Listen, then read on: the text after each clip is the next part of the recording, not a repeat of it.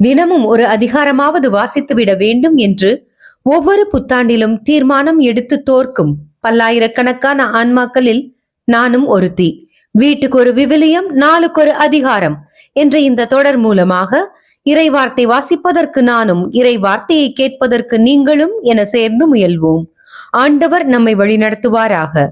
இதே எங்கள் யூடியூப் சேனலில் A Chapter a Day தொடர் மூலமாக ஆங்கிலத்தில் விவிலிய வாசிப்பு ஒளிபரப்பப்படுகிறது.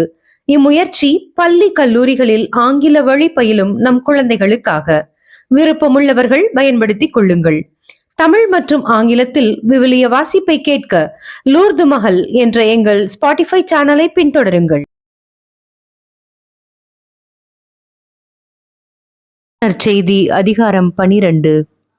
ஓய்வு நாளில் கதிர் கொய்தல். அன்று ஓர் ஓய்வு நாள். இயேசு வயல்வெளியே சென்று கொண்டிருந்தார். பசியாயிருந்ததால் அவருடைய சீடர் கதிர்களை கொய்து தின்னத் தொடங்கினர். பரிசேயர் இதை பார்த்து இயேசுவிடம், பாரும், ஓய்வு நாளில் செய்யக்கூடாததை உம் சீடர்கள் செய்கிறார்கள் என்றார்கள். அவரோ அவர்களிடம், தாமும் தம்முடன் இருந்தவர்களும் பசியாய் இருந்தபோது தாவீது என்ன செய்தார் என்பதை நீங்கள் வாசித்தது இல்லையா? இறை இல்லத்திற்குள் சென்று அவரும் அவரோடு இருந்தவர்களும் அர்ப்பண அப்பங்களை உண்டார்கள்.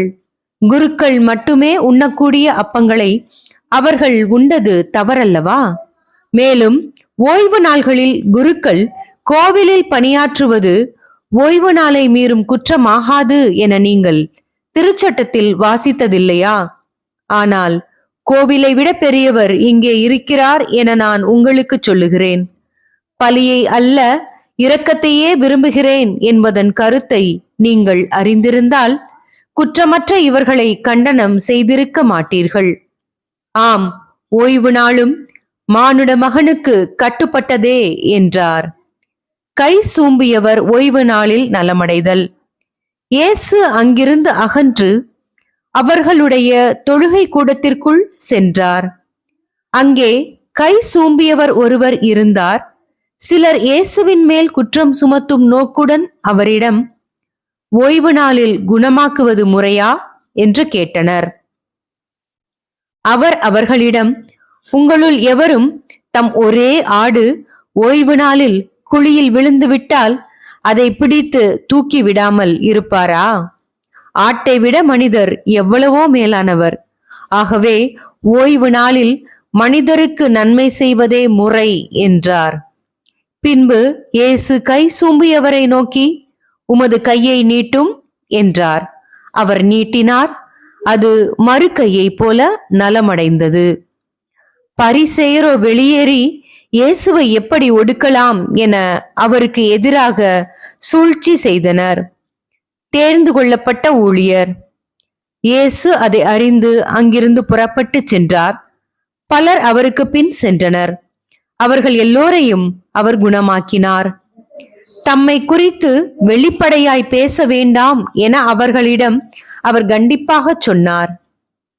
இறைவாக்கினராகிய ஏசாயா உரைத்த பின்வரும் வாக்குகள் இவ்வாறு நிறைவேறின. இதோ என் ஊழியர், இவர் நான் தேர்ந்து கொண்டவர், இவரே என் அன்பர், இவரால் என் நெஞ்சம் பூரிப்படைகிறது. இவருள் என் ஆவி தங்கும்படி செய்தேன். இவர் மக்களினங்களுக்கு நீதியை அறிவிப்பார்.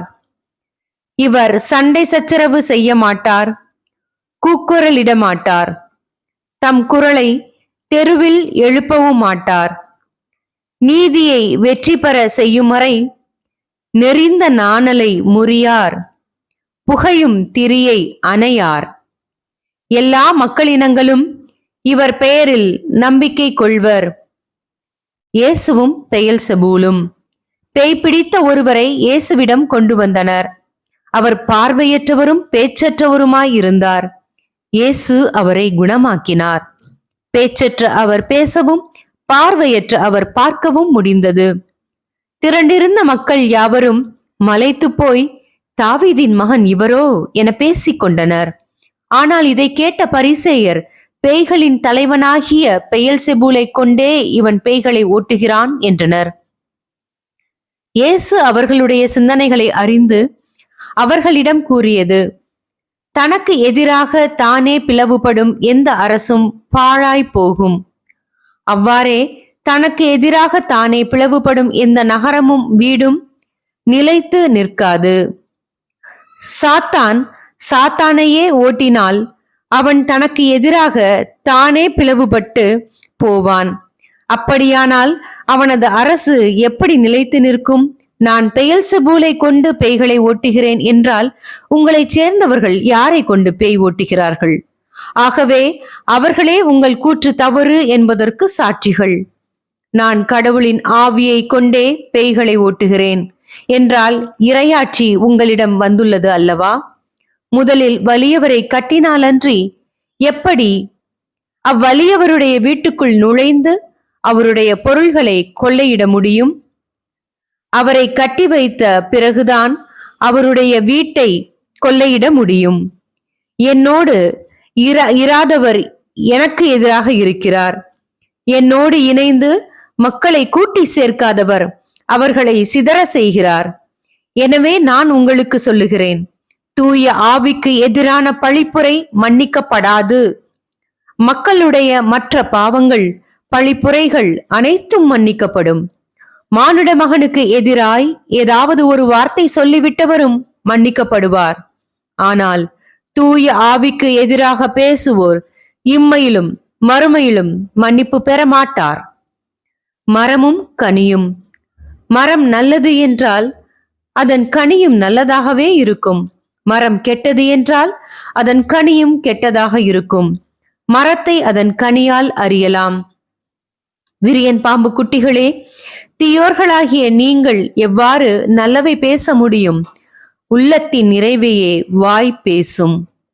நல்லவர் நல்ல கருவூலத்திலிருந்து நல்லவற்றை வெளிக்கொணர்வர். தீயவரோ தீய கருவூலத்திலிருந்து தீயவற்றையே வெளிக்கொணர்வர். மனிதர் பேசும் ஒவ்வொரு வீண் வார்த்தைக்கும் தீர்ப்பு நாளில் கணக்கு கொடுக்க வேண்டும் என உங்களுக்கு சொல்லுகிறேன்.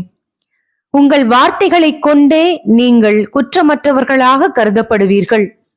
உங்கள் வார்த்தைகளை கொண்டே குற்றவாளிகளாகவும் கருதப்படுவீர்கள். யோனாவின் அடையாளம். அப்பொழுது மறைநூல் அறிஞர் சிலரும் பரிசேயர் சிலரும் இயேசுவுக்கு மறுமொழியாக, போதகரே, நீர் அடையாளம் ஒன்று காட்ட வேண்டும் என விரும்புகிறோம் என்றனர். அதற்கு அவர் கூறியது, இந்த தீய விபச்சார தலைமுறையினர் அடையாளம் கேட்கின்றனர். இவர்களுக்கு இறைவாக்கினராகிய யோனாவின் அடையாளத்தை தவிர வேறு அடையாளம் எதுவும் கொடுக்கப்பட மாட்டாது. யோனா 3 பகலும் 3 இரவும் ஒரு பெரிய மீனின் வயிற்றில் இருந்தார். அவ்வாறே மானிட மகனும் 3 பகலும் 3 இரவும் நிலத்தின் உள்ளே இருப்பார்.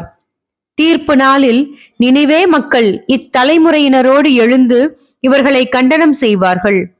ஏனெனில் யோனா அறிவித்த செய்தியை கேட்டு அவர்கள் மனம் மாறியவர்கள்.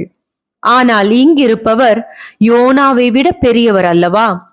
தீர்ப்பு நாளில் தென்னாட்டு அரசி இத்தலைமுறையினரோடு எழுந்து இவர்களை கண்டனம் செய்வார். ஏனெனில் அவர் சாலமோனின் ஞானத்தை கேட்க உலகின் கடைக்கோடியிலிருந்து வந்தவர். ஆனால் இங்கிருப்பவர் சாலமோனிலும் பெரியவர் அல்லவா? தீய ஆவி திரும்பி வருதல். ஒருவரை விட்டு வெளியேறுகின்ற தீய ஆவி வறண்ட இடங்களில் அலைந்து திரிந்து இளைப்பாற இடம் தேடும். இடம் கண்டுபிடிக்க முடியாமல் நான் விட்டு வந்த எனது வீட்டுக்கு திரும்பி போவேன் என சொல்லும். திரும்பி வந்து அவ்வீடு கூட்டி அழகுபடுத்தப்பட்டு யாருமின்றி இருப்பதை காணும்.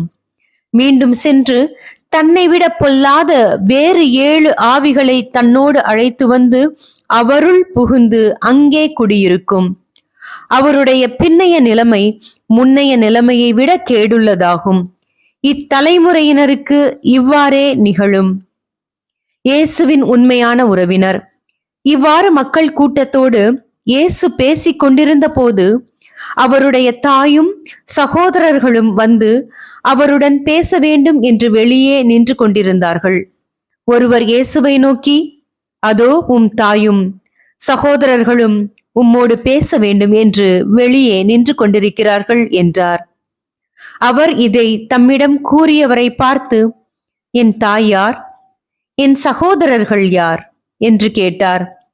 பின் தம் சீடர் பக்கம் கையை நீட்டி, என் தாயும் சகோதரர்களும் இவர்களே, விண்ணகத்திலுள்ள என் தந்தையின் திருவுளத்தை நிறைவேற்றுபவரே என் சகோதரரும் சகோதரியும் தாயுமாவார் என்றார். இது கிறிஸ்து வழங்கும் வாழ்வு தரும் நற்செய்தி. கிறிஸ்துவே உமக்கு புகழ்.